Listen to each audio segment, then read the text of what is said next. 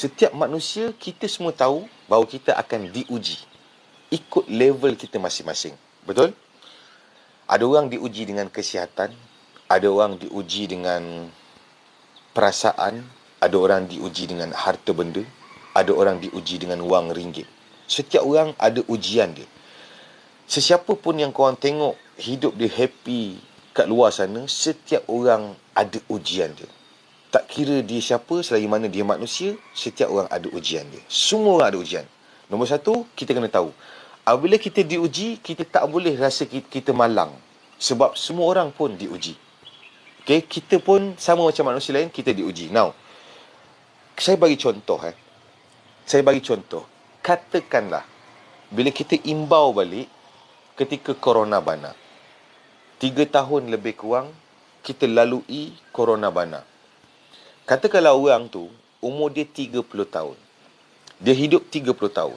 Selama 30 tahun tu, momen yang paling teruk dalam hidup dia adalah 3 tahun tu.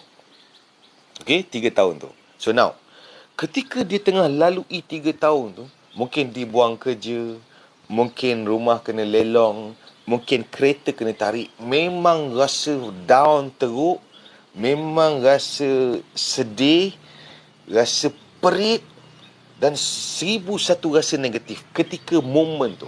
Okay, 3 tahun tu. So, jadi ketika waktu tu, cara kita nak keluar, nak kembalikan positivity dalam diri kita. So, waktu bila-bila korang lalui momen yang down dalam hidup korang, so korang kena cepat-cepat lihat hidup ni dari sudut yang luas. Okay, so now, katakanlah Zubaidi tadi. Ini saya nak share macam cara kita nak lihat hidup ni dengan sudut yang luas supaya kita kembali positif. Okay, katakanlah Zubaidi umur dia 30 tahun. Okay, so 30 tahun, 3 tahun hidup dia paling teruk. So now, rupa-rupanya dia tak perasan.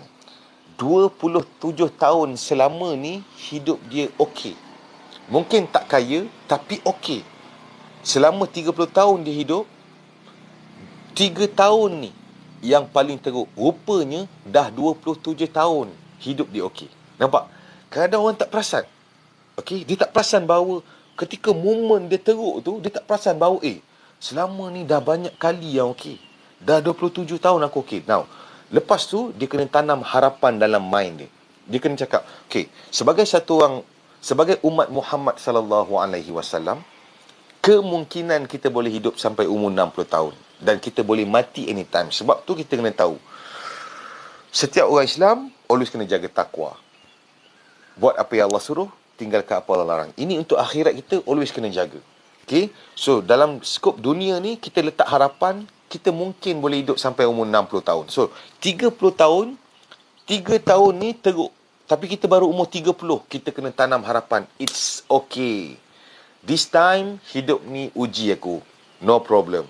Ujian yang aku dapat hari ni untuk aku belajar, untuk aku jadi lagi strong. Supaya next time, kalau aku kena macam ni lagi, aku dah terbiasa. Kedua, aku tahu macam mana nak solve. Ketiga, aku always ready supaya benda ni tak berlaku lagi. So, apa berlaku? So, dia akan nampak hidup ni, dia ada 30 tahun lagi yang dia boleh bangun dan bangkit kembali. So, bila dia fikir macam tu, dia akan terus rasa, yes, always ada harapan dalam hidup ni. Always ada harapan.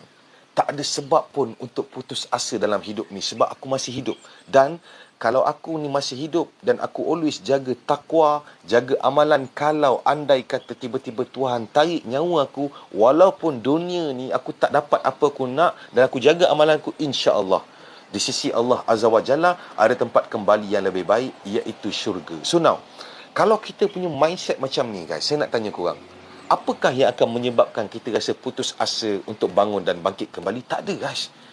So bila-bila kita, dalam hidup ni kita diuji, kita always pasak benda ni dalam mind kita. Harapan. Harapan kalau kita ada peluang untuk hidup lagi, kita ada peluang untuk bangun dan bangkit kembali. Kalaupun kita ni tak panjang umur kita, kita jaga amalan kita, insya-Allah di sisi Allah ada tempat yang kembali yang lebih baik. Kalau dunia bukan tempat kita, it's okay, kita ada syurga yang kekal abadi. So guys, cuba korang fikir, kalau kita semua orang ada this kind of mindset, jadi tak ada orang yang akan terlalu lama rasa kecewa, rasa sedih, rasa sayu, rasa down dalam hidup ni guys. Tak ada. Okay, sebab dia tahu hidup ni always ada hope. Hari ni hari baru. Sebab aku tahu esok aku tak confirm lagi aku akan hidup. Benda yang dah lalu telah berlalu. Hari ni kalau aku tak buat betul-betul hari ni, apapun career, kejayaan aku, tanggungjawab aku dalam hidup ni, kalau hari ni aku tak buat yang terbaik, esok mungkin dah tak ada. This is my only chance untuk aku be the best. Whatever we do, always be a good one. InsyaAllah. Korang akan nampak bahawa korang jadi satu orang yang always positif. Always nampak hidup ini ada harapan. Do you understand? Okay, ucapan tu. Tak ada skrip tu. Okay guys, nampak tak? Saya rasa itu very powerful. Tak ramai orang tahu. Saya rasa sesiapa yang adapt this kind of mindset, hidup dia akan always ready. Apa pun yang berlaku, dia always akan ready. Okay? Always akan ready. Good time will come guys. Okay?